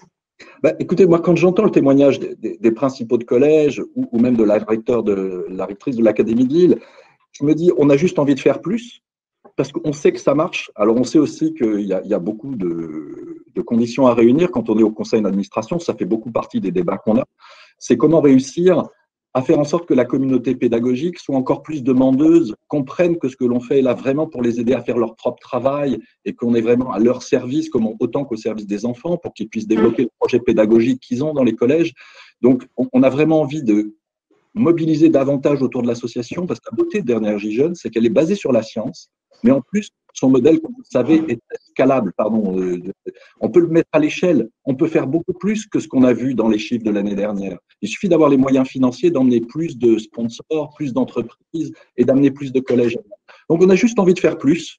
Et c'est vrai que je ne vois pas trop de limites aux bénéfices d'Énergie Jeune parce qu'aujourd'hui, on travaille sur le collège, mais en réalité, on pourrait imaginer d'aller plus loin aussi, probablement dans le secondaire, traiter un problème qui est important, dont on ne parle pas beaucoup, mais je pense que Énergie Jeune profite énormément aux filles et un peu moins aux garçons. Donc, on a une vraie réflexion sur l'efficacité vis-à-vis des garçons. Donc, il faudrait qu'on travaille davantage. Et puis, enfin, on peut parfois se dire qu'on a fait beaucoup le périurbain, mais qu'il y a aussi le rural en France. On l'a vu, je crois que Philippe le mentionnait tout à l'heure, avec les Gilets jaunes. Il ne faut pas oublier cette France rurale. Et on en parlera effectivement tout à l'heure. Voilà, et donc, on a un énorme chantier devant nous. Vous me demandiez ce que ça m'apporte, Énergie Jeune. Ça m'enrichit énormément parce que je rencontre des gens formidables. Je voyais Daniel Chérel tout à l'heure. Franchement, c'est fantastique pour moi d'avoir eu l'opportunité de croiser un homme pareil qui donne autant de son temps et qui a porté ce projet en attendant d'avoir un directeur général à plein temps qu'on vient de recruter. Mais au-delà de Daniel, j'ai découvert toute une communauté fantastique que je n'aurais jamais rencontrée sans ça. Merci, Gilles Grapinet. Merci pour votre témoignage, votre engagement et votre implication. Je vous propose du coup d'écouter également votre homologue, Fabienne Dulac. Bonjour Fabienne. Alors, vous êtes directrice générale d'Orange France, qui emploie 77 000 personnes en France. Vous êtes également directrice générale adjointe du groupe Orange. Partenaire historique d'Énergie Jeune, pourquoi Orange soutient-il des associations comme la nôtre? Alors, effectivement, nous sommes partenaires depuis 10 ans au final d'Énergie Jeune et on en est très fiers. Pourquoi une entreprise comme Orange soutient? Parce que d'abord, je pense que c'est lié à sa culture, c'est lié à son ADN, sans doute issu du service public et de l'opérateur historique, et que nous avons la chance, Laurence, d'avoir des salariés et des très engagés. 8 000 bénévoles sur les 70 000. Et pour moi, une grande fierté parce qu'au final, nombre de bénévoles ne diminue pas et ne faiblit pas avec l'arrivée de jeunes générations qui sont arrivées en très grand nombre ces dernières années, presque 30 000. Et donc, on arrive vraiment à faire perdurer cette culture d'entreprise qui est celle de l'entraide, qui est celle du bénévolat, qui est celle du soutien, qui est celle du collectif. Et Énergie Jeune a une place un peu particulière dans notre histoire parce que je pense qu'au final, il y a un ADN commun entre Énergie Jeune et Orange. Et pour moi, plus une entreprise est en proximité quand même des associations qu'elle soutient, plus elle a des chances au final d'être efficace. Qu'est-ce que nous avons en commun? On a en commun, j'allais dire, la volonté de transmettre le savoir. On a en commun la volonté d'intégrer de la diversité, en tout cas de donner une chance à tout le monde. Et puis aussi, on a en commun, et ça c'est très important, d'être partout sur tous les territoires. Donc l'histoire entre Énergie Jeune et Orange, France Télécom au démarrage, Orange maintenant, elle est solide parce qu'au final, on a construit ensemble, on a retrouvé ensemble des valeurs communes, des engagements communs. Après, quel est le rôle d'une entreprise? Et Elisabeth Moreno le disait très bien tout à l'heure, c'est un triptyque gagnant entre le monde associatif, le monde de l'entreprise et l'État, mais vraiment le monde de l'entreprise. On ne peut pas se dire entreprise responsable comme aujourd'hui on le demande, et parce que globalement, voilà, on voit ce phénomène-là, sans se dire que derrière cette responsabilité, il y a des devoirs. Et des devoirs, c'est effectivement celle de lutter contre une forme d'inégalité, lutter contre de la fracture. Nous, on connaît bien les problématiques de fracture numérique, mais pas uniquement celle de la fracture de l'accès à l'éducation. J'aimais beaucoup tout à l'heure lorsque Philippe Corda disait il faut aimer apprendre et qu'on va être là aussi pour aimer apprendre. Et l'entreprise, elle a aussi cette responsabilité-là. On l'a tout au long de notre carrière d'aimer apprendre, sinon je pense qu'avec le monde qui bouge à la vitesse où il bouge, on serait nulle part. Et donc, on doit faire aimer apprendre à ces jeunes. Et derrière la notion de devoir, il y a à court terme, évidemment, le devoir de favoriser la diversité et l'égalité des chances. Et il y en a en deuxième temps, qui est pour moi un devoir de créer la société de demain. Et contribuer à créer la société de demain, c'est emmener tous ces jeunes qui, au final, au démarrage, n'ont pas eu les mêmes chances que les autres. Parce que sinon, quel monde va-t-on construire demain? Un monde inégalitaire et un monde dans lequel la diversité n'aura pas de place et dans lequel, au final, la société française, l'économie française, le monde dans lequel on vivra sera pour moi atrophié. Donc c'est aussi ça la responsabilité et le devoir qu'on a dans ce soutien. Merci Fabienne pour ce message et ce partage. Je crois que Orange a fait partie des pionniers en matière de mécénat de compétences. Tu me le confirmeras. Quel bilan on peut faire de ce dispositif? Alors effectivement, le mécénat de compétences est apparu au début des années 2010 et nous sommes engagés assez vite dans cette dynamique-là. Cela permet plusieurs choses. D'abord, ça permet à des collaborateurs qui sont souvent plutôt en fin de carrière de continuer d'apporter leur savoir-faire, leur expérience et puis de gérer leur fin de carrière. Et en échange, ça permet aux associations de bénéficier d'expertise, de savoir-faire dont on a besoin et dont elles ont besoin. Nous, on en tire un bilan assez positif. On a plus de 3000 collaborateurs qui ont, qui se sont engagés ces dernières années. En moyenne, il y en a toujours à peu près 450, 500 dans l'entreprise. C'est encore le cas cette année. Et on voit que globalement, c'est vraiment là aussi gagnant-gagnant entre l'individu, l'entreprise, et là c'est un autre triptyque d'ailleurs, c'est l'entreprise, le collaborateur et l'association. Ce que l'on voit aussi qui est très important, c'est qu'à l'issue de ces 2 ans en général de mécénat de compétences, dans 75% des cas, les collaborateurs prolongent cet engagement dans le monde associatif et cette fois-ci à titre personnel. Donc c'est aussi, j'allais dire, une dynamique qui s'inscrit dans la durée. Ce qu'on a fait d'ailleurs depuis 2 ans, parce que aller dans le monde associatif, c'est évidemment apporter de l'aide au monde associatif, mais c'est aussi se nourrir. C'est se nourrir à titre personnel et puis c'est nourrir l'entreprise. Et on teste depuis 2 ans un mécénat de compétences un petit peu particulier, parce que là, il n'est pas lié à la fin de carrière, il est au contraire lié au début de carrière. Et on a embarqué quelques jeunes de notre programme Orange Graduate, qui en fait cible des jeunes qui sont issus des grandes écoles de commerce, d'ingénieurs. Et on les a embarqués dans ce programme mécénat de compétences revisité, avec des programmes plus courts, de 3 à 6 mois, où on les accompagne pour s'immerger dans ce milieu associatif et là aussi pour se nourrir d'un regard différent, se nourrir de la diversité, d'une ouverture au monde qui, pour moi, va être fondamentale dans leur propre parcours. parce qu'il y a aussi beaucoup à apprendre de l'expérience qu'on tire quand on est à votre côté tous les jours, quand on va aussi dans les collèges, et moi j'ai eu la chance d'y aller, et qu'au final on regarde le monde dans lequel on vit réellement. Merci beaucoup Fabienne. Est-ce que je peux me permettre de poser peut-être une question plus personnelle? Tu suis de près le développement d'Énergie Jeune. Est-ce que tu peux nous partager les raisons pour lesquelles tu t'engages? Parce qu'au final, j'ai rencontré Énergie Jeune vraiment il y a quelques années. C'était en fin 2011, début 2012. J'étais directeur opérationnel dans le nord de la France. On en a beaucoup parlé tout à l'heure. Et un jour, un collaborateur un de mes collaborateurs qui était engagé à titre personnel chez Énergie Jeune m'a proposé un jour de venir avec elle, c'était une jeune femme, à Roubaix, et de venir passer avec elle une matinée dans un collège de Roubaix et de voir le travail qu'elle faisait, elle, pour essayer évidemment d'aider ces jeunes à aimer apprendre, à se donner de la perspective aussi à travers les rôles modèles qu'elle pouvait être, parce qu'elle était issue elle-même de la diversité et d'un milieu défavorisé, et puis de donner de la perspective. Pourquoi est-ce que je vais en cours? Pourquoi est-ce que j'apprends en troisième? Parce que c'est d'abord pour m'enrichir, mais c'est parce que aussi j'ai une perspective de vie. Et moi, j'ai trouvé ça formidable de la voir raconter sa vie, leur donner envie aussi d'aller faire ces efforts qui ont une finalité qui est de construire leur propre vie, être partie prenante de cette vie économique, de cette société dans laquelle ils ont une place. Et moi, je voyais ces jeunes dont je devinais qu'évidemment la vie était compliquée, passer les murs de l'école. Mais la regarder, l'écouter, lui poser des questions et des lumières qui s'allumaient comme ça et qui leur donnaient le sentiment qu'eux aussi, et pouvoir être aussi heureux de la vie qu'elle avait, alors que ça n'avait pas bien démarré. Et puis heureux de se lever le matin, heureux de rencontrer des collègues, heureux de faire partie d'un collectif, heureux de se dire qu'on contribue à faire quelque chose. Et donc voilà, moi j'ai eu vraiment cette chance formidable de voir concrètement ce que donne l'implication d'Énergie Jeune, le travail des bénévoles, mais aussi ce que ces enfants au final gardent. Pas tous, mais il suffit qu'on en ait 2, 3, 4, 5, 10 et de plus en plus pour que globalement on ait le sentiment de réussir.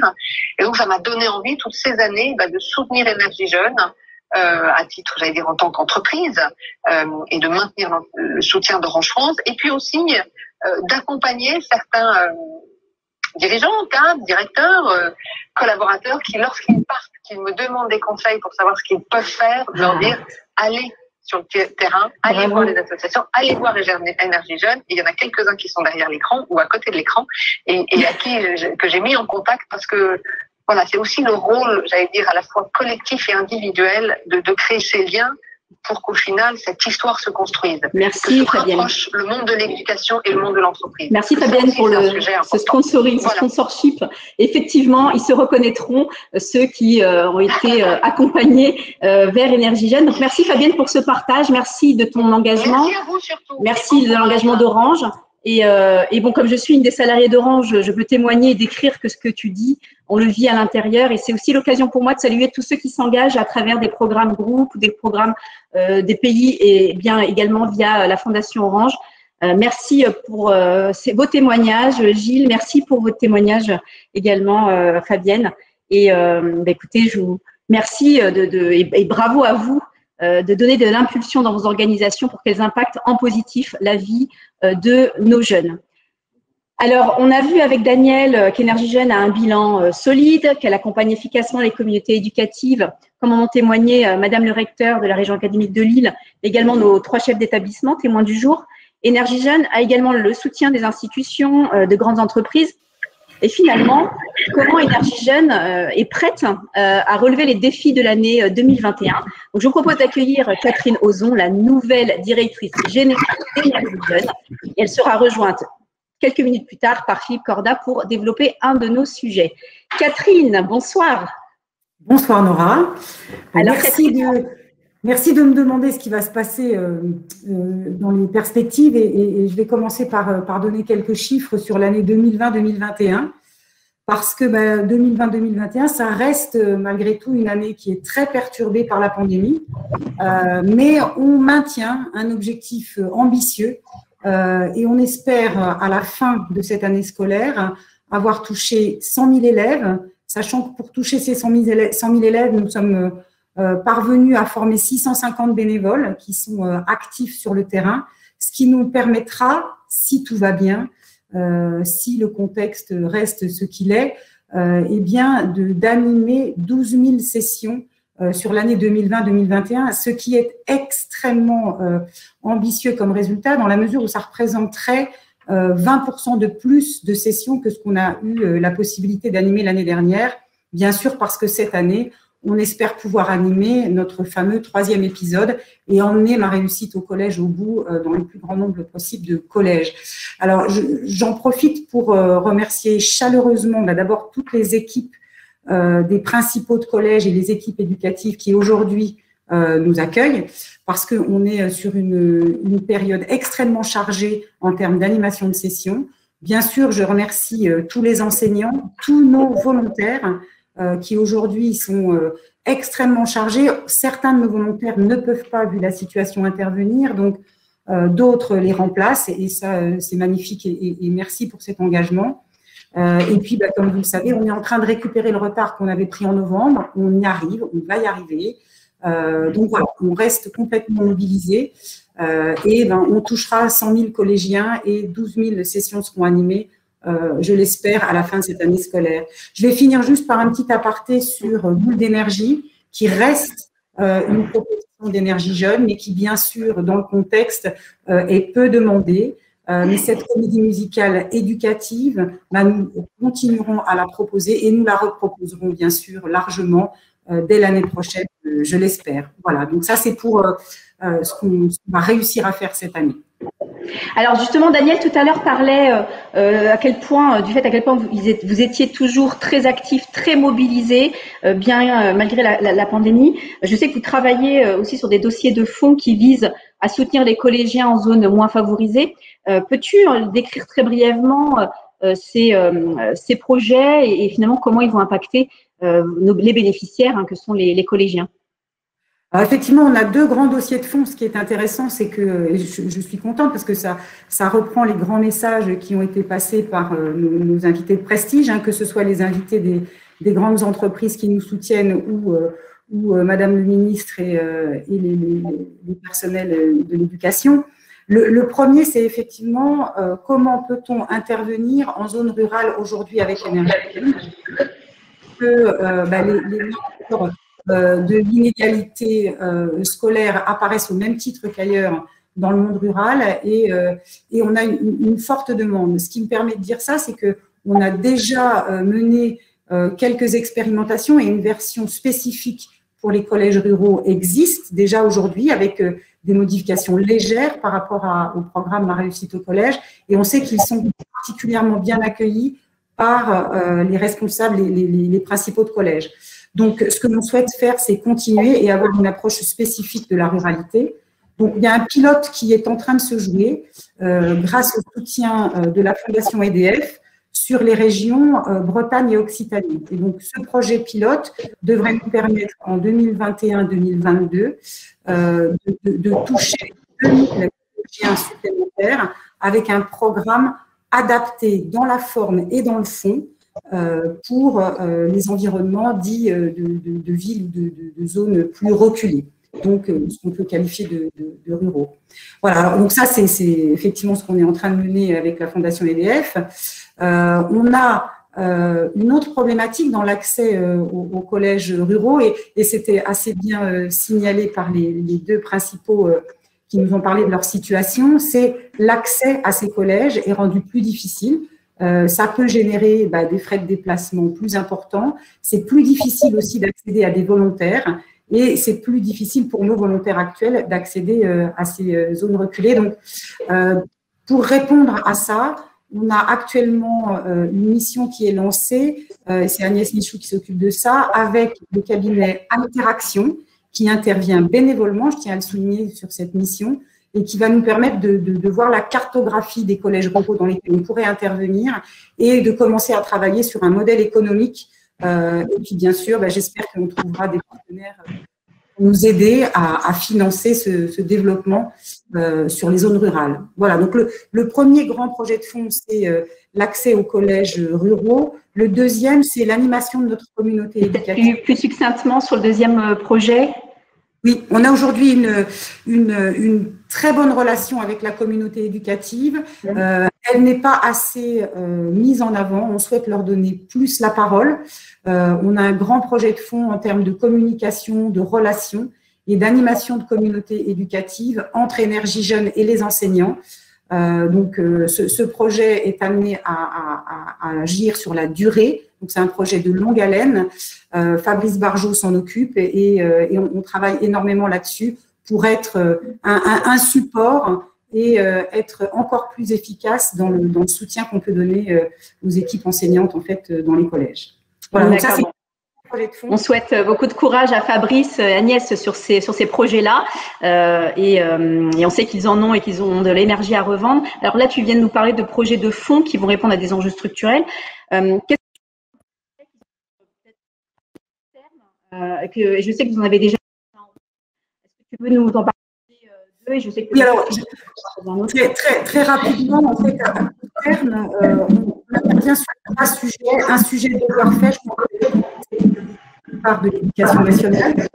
Roy Broyton, aujourd'hui, avec l'Académie de Versailles qui nous soutient officiellement, mène un projet pilote. Donc, on est en train de construire, bien sûr avec l'aide de Philippe, un module très spécifique qui aidera les enseignants de devoir fait à présenter une vidéo comme on sait les faire pour expliquer comment s'organiser, comment comprendre des consignes. Donc là, c'est en cours de création sur l'Académie de Versailles. On espère avoir quelque chose à déployer nationalement dès l'année prochaine. On fera des tests au mois de mars. Deuxième chose, c'est un épisode qu'on est en train de développer en urgence à la demande des collèges et des entreprises. Donc ça, c'est intéressant, ça se rejoint vraiment. C'est un épisode qui serait là pour pallier à l'absence de stage de troisième cette année, où on présente en fait les métiers de l'entreprise. On incite les collégiens à se poser des questions sur ce qu'ils aiment, ce qu'ils veulent faire, à bien comprendre concrètement les 4-5 grands types de métiers, ça représente quoi dans la vie de tous les jours. Donc ça, c'est Cécile Pérez, notre DRH bénévole qui vient d'arriver, et Hélène Huberti, bénévole également, qui travaille là-dessus. Alors, il y a un troisième élément, qui est un des éléments phares, et je vais passer la parole à Philippe, qui est un épisode en renfort, qui est une façon extrêmement innovante de s'adresser aux parents de nos collégiens. Donc, on va faire un petit glissement. Et vous allez voir en Philippe Corda. Eh bien, en attendant que Philippe arrive et qu'il enlève son masque, effectivement, l'objet, le sujet des parents est clé. Philippe, raconte-nous ce que vous nous préparez là-dessus. Alors, on est en train de tester un programme qui serait potentiellement quelque chose avec un très grand potentiel pour de très, très nombreux bénévoles qui pourraient s'associer à ce programme, voire rejoindre Énergie Jeune pour ce programme. En fait, beaucoup de collèges ont des difficultés de communication avec des parents qui, pour différentes raisons, ne vont pas au collège. On sait aussi que l'impact d'une intervention comme Énergie Jeune, d'un programme comme Énergie Jeune, est quand même en bonne partie influencé par le type de soutien que les enfants reçoivent ou non de leurs parents. Et la recherche montre qu'il est possible, comme pour les élèves, comme on le fait avec Énergie Jeune aujourd'hui, en quelques minutes, de provoquer des déclics psychologiques favorables dans la tête des parents et qui vont les aider à modifier dans un sens favorable leur comportement vis-à-vis de leurs enfants. Et donc, on est en train de tester un protocole. On le teste pour l'instant en direct. On fait comme on a fait au début avec Ma réussite au collège. D'abord, on teste en direct. Et puis ensuite, on teste à un deuxième niveau, c'est-à-dire former des volontaires qui eux-mêmes vont le faire. Donc, en quoi ça consiste? En deux mots. Le collège nous propose et propose aux parents que nous entrions en relation. Et pour les parents, souvent, c'est plus facile d'être en relation avec une association qu'avec une institution de l'État. Ils ont l'habitude des associations pour le logement, l'aide alimentaire, etc. Donc, ils sont contactés par Énergie Jeune et nous, on leur dit, voilà, on va intervenir dans la classe de votre fils ou de votre fille. Parlez-nous de votre enfant. Et donc, il y a une conversation où le parent parle de l'enfant, des difficultés que rencontre l'enfant au collège, et puis bien sûr des difficultés que le parent rencontre lui-même en tant que parent. Et à la fin de cette conversation, de cette première conversation téléphonique, on propose aux parents, c'est pas obligatoire, est-ce que vous voulez voir une vidéo qui est faite spécialement pour les parents et qui peut vous donner des idées sur comment certains parents arrivent à gérer ce type de situation de difficulté que vous avez. Généralement, évidemment, les parents disent oui, je veux voir la vidéo. On leur envoie la vidéo. Et ensuite, il y a une deuxième conversation téléphonique au cours de laquelle on fait le bilan de cette vidéo et on demande aux parents lui-même d'imaginer comment ils pourraient peut-être modifier, améliorer une partie de la façon dont il s'occupe de la scolarité de son enfant. Et ça peut d'ailleurs aussi amener le parent à inscrire son enfant à devoir fait. C'est une chose à laquelle on a pensé. Donc, pour l'instant, on est en train de faire des tests. Pour l'instant, ces tests sont très encourageants. Et ensuite, il faudra valider, bien sûr, si, d'une façon plus générale, les collèges sont demandeurs, les parents sont preneurs, nos propres bénévoles et volontaires sont preneurs aussi. Et on fera certainement des tests progressifs dans différentes régions. Et peut-être, ce sera un grand déploiement qui pourra compléter ce que nous faisons déjà et renforcer encore l'impact de notre programme, mais c'est trop tôt pour l'affirmer. En tout cas, on travaille très fort là-dessus.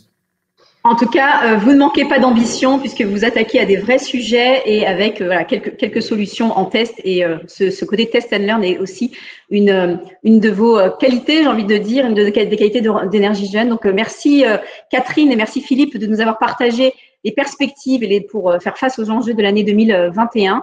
Restez encore avec nous. Je sais que vous êtes encore nombreux connectés à cette convention et je vous en remercie. Ces projets vous font réagir, ça vous donne envie, vous aimeriez faire plus. Eh bien, exprimez-vous avec le hashtag EJConf 2021.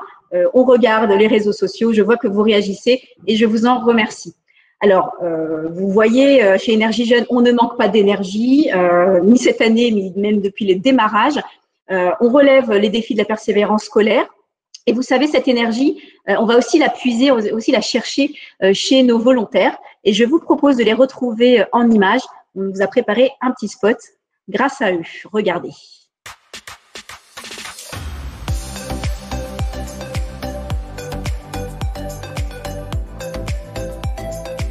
Je me suis engagée chez Énergie Jeune pour être avec ceux qui construisent l'avenir. C'est mon aide et mon soutien à des jeunes qui en auraient besoin. Aider les collégiens à croire en leurs capacités. Donner une chance supplémentaire à ceux qui ne sont pas nés dans un milieu favorisé. Leur dire qu'il faut avoir des rêves pour que ceux-ci s'accomplissent et surtout vaincre la fatalité. Aider le plus de jeunes possible à ne pas décrocher les cours et de les aider à réussir leur scolarité au collège.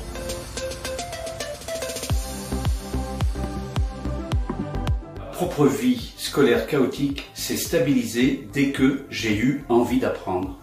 Le déclic, assez tardif. C'est important pour moi d'expliquer aux élèves que ce déclic doit venir au plus tôt. Je me sens utile et j'ai bien conscience qu'un seul mot, un discours, peut impacter la vie d'un collégien. Découvrir le milieu de l'enseignement que je ne connaissais pas et d'en appréhender les difficultés.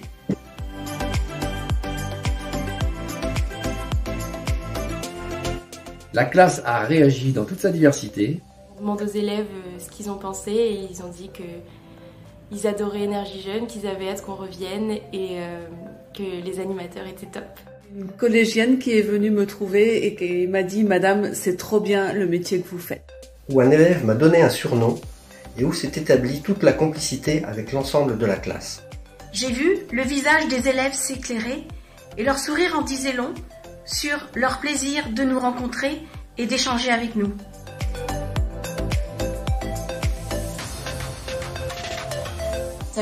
D'échanger avec ces jeunes. Ils sont super intéressants, extrêmement surprenants et c'est ça que je trouve le plus enrichissant en fait dans cette mission. Redonner la confiance en soi, croire en soi. La diversité des personnes rencontrées, le regard des élèves, la complémentarité avec l'animateur et les professeurs. Le fait qu'ils partagent avec nous leurs difficultés, qu'ils se confient à nous et qu'ils se donnent. Les débats avec les élèves et quand ils nous le rapportent qu'ils ont progressé et que certaines de nos vidéos les encouragent.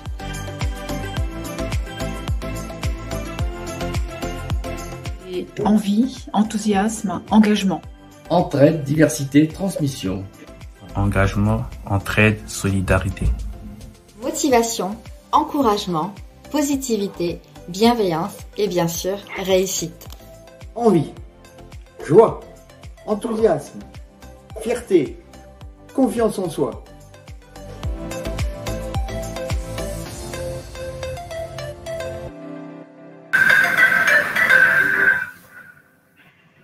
Alors, je ne sais pas vous, mais moi, cette vidéo, elle me donne la pêche et le sourire. Bon, cette vidéo de 3 minutes n'est qu'un extrait des nombreux témoignages que les volontaires d'Énergie Jeune ont partagés et merci à eux de l'avoir fait. Pardon. La vidéo complète sera disponible très rapidement, donc restez connectés à Énergie Jeune pour voir l'exhaustivité de ces témoignages et merci encore à eux. Nous arrivons presque au terme de notre convention Énergie Jeune 2021 et donc je vous propose de retrouver Philippe pour un mot de conclusion. Philippe, la place est à toi.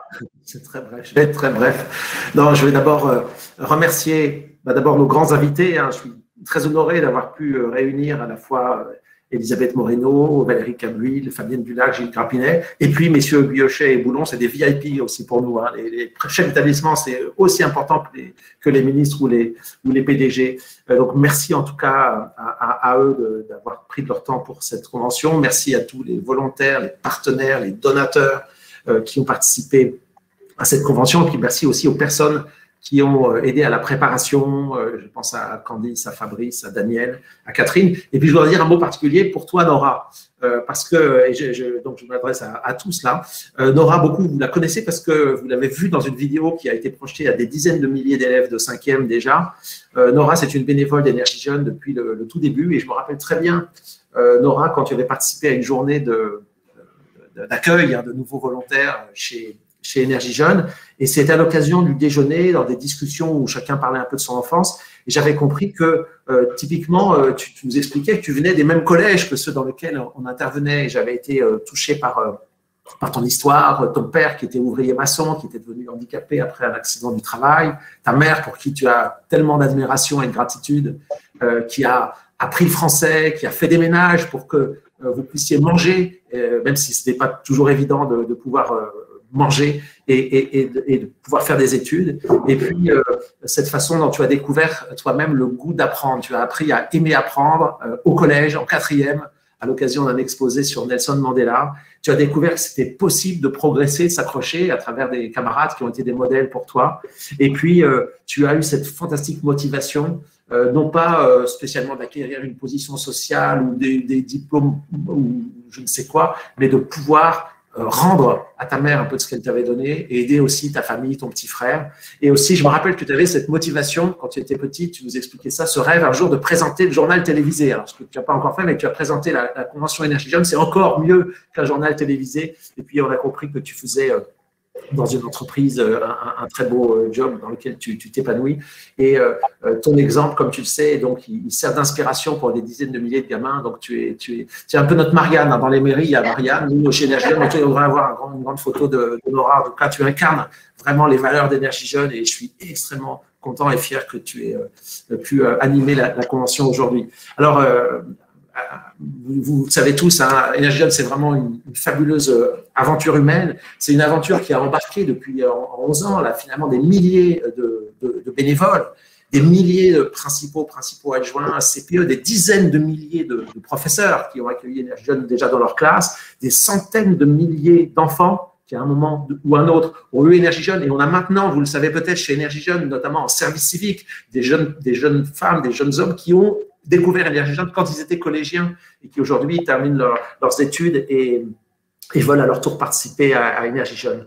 Donc, mon message, c'est participer encore davantage à cette aventure. Si vous êtes déjà engagé avec Énergie Jeune, essayez de vous engager encore plus. Si vous êtes très très nombreux à être déjà donateurs, essayez de donner encore un petit peu plus. Et dans tous les cas, aidez-nous à faire grandir ce mouvement, à faire grandir la communauté Énergie Jeune pour qu'on aille encore plus loin. Et on a entendu plusieurs choses aujourd'hui dans les territoires ruraux, sur peut-être demain d'autres classes d'âge pour encore mieux peser sur ce sujet des inégalités scolaires qui est une cause formidable. Merci pour votre participation à Énergie Jeune et à très bientôt dans les collèges. Moi, c'est mardi prochain et j'espère qu'on va être très nombreux, que les collèges ne vont pas fermer et qu'on va pouvoir diffuser, déployer notre programme avec le maximum de professeurs, pour le maximum d'élèves et avec le maximum de bénévoles et de volontaires. C'était voilà, une joie de partager ce moment avec vous. Merci, bonne fin de journée à tout le monde. Et je une dernière question à vous poser. C'est une très bonne transition pour la suite. Bien entendu, vous pourrez retrouver le replay très très vite. J'ai été ravie de vous accompagner tout au long de cette convention avec toute l'équipe d'Énergie Jeune. Continuez à parler de ce sujet de la persévérance scolaire sur vos réseaux préférés. pour faire progresser cette cause. Et vous qui nous rejoignez pour la première fois, eh bien, quoi vous dire? Engagez-vous, vous allez vous faire plaisir et faire plaisir aux autres et on compte sur vous. À bientôt.